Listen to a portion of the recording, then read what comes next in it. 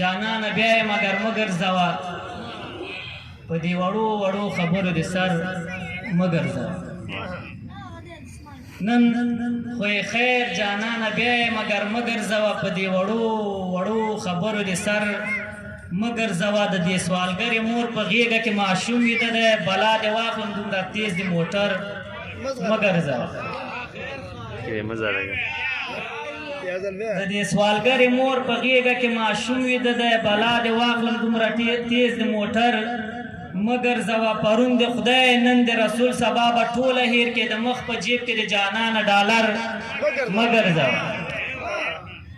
پرون د خدای نن د رسول سبا به ټوله هیر کې د مخ په جیب کې د جانانه ډالر